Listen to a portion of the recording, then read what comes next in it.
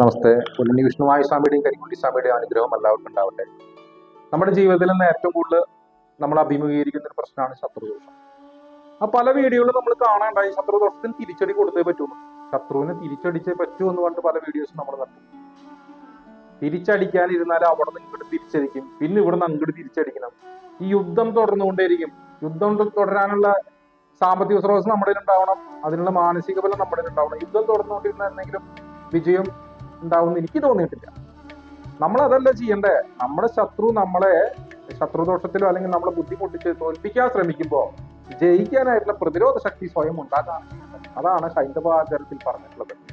ശത്രു സംഹാര പുഷ്പാഞ്ജലി എന്ന് പറഞ്ഞാൽ പോലും അവനവന്റെ മനസ്സിലെ ശത്രുവിന്റെ ചിന്തകളെ ദൂരീകരിക്കാനുള്ള പൂജയും കർമ്മമാണ്. അല്ലാതെ ശത്രുവിനെ ഉപദ്രവിക്കാനുള്ള കർമ്മമല്ല. ഹൈന്ദവാചാരത്തിൽ അങ്ങനത്തെ കർമ്മം പറഞ്ഞിട്ടില്ല. ആഭിചാരത്തിൽ പറയപ്പെടുന്നുണ്ട്, സത്കർമ്മങ്ങളിൽ പറയപ്പെടുന്നില്ല. ആഭിചാരങ്ങൾ ചെയ്താൽ ചെയ്യുന്നവനും ചെയ്യിക്കുന്നവനും ദുരിതം ഉണ്ടാവും. ജന്മജന്മാന്തരങ്ങളിലേക്ക് ആ ദുരിതം പകർന്നു പോയിക്കൊണ്ടിരിക്കും. അത് വേണമെങ്കിൽ അങ്ങനെയുള്ള ചെയ്യാം, വിരോധമൊന്നുമില്ല.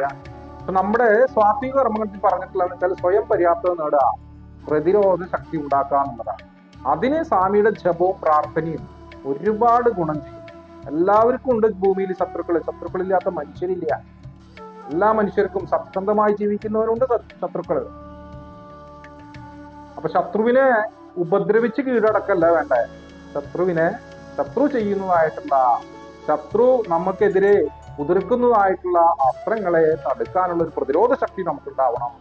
ആ പ്രതിരോധം എങ്ങനെ ഉണ്ടാക്കാം? പ്രതിരോധം ഉണ്ടാക്കാൻ ഭഗവാന്റെ പ്രാർത്ഥനകളും ആചരണങ്ങളും ഒരുപാട് ഗുണം ചെയ്യും. നമ്മുടെ ഇവിടെ വരുന്ന വ്യക്തികൾക്ക് ആർക്കും ശത്രുദോഷ സംഹാരത്തിനായിട്ട് പൂജകൾ പറയാറില്ല. ശത്രുവിന്റെ ദോഷങ്ങളെ എങ്ങനെ കിട്ടാതിരിക്കും, അതിനുള്ള പ്രതിരോധത്തിനുള്ള കർമ്മങ്ങൾ മാത്രമേ ചെയ്തു കൊടുക്കുന്നുള്ളൂ. അത് മംഗളകരമാവാറുണ്ട്. ശത്രുവിന്റെ ദോഷങ്ങൾ തട്ടാതെ ഒരു നല്ല രീതിയിൽ മുന്നോട്ട് പോകുന്നുണ്ട്. അപ്പൊ സ്വയം പ്രതിരോധം സൃഷ്ടിക്കാനുള്ള കാര്യങ്ങൾ നമ്മൾ ഇവിടെ വരുന്നവർക്ക് പറഞ്ഞു കൊടുക്കുന്നതാണ്. അപ്പൊ സ്വാമിയുടെ അനുഗ്രഹം എല്ലാ വ്യക്തികൾക്കും ഉണ്ടാവട്ടെ എന്ന് പ്രാർത്ഥിച്ചുകൊണ്ട് നമസ്തേ.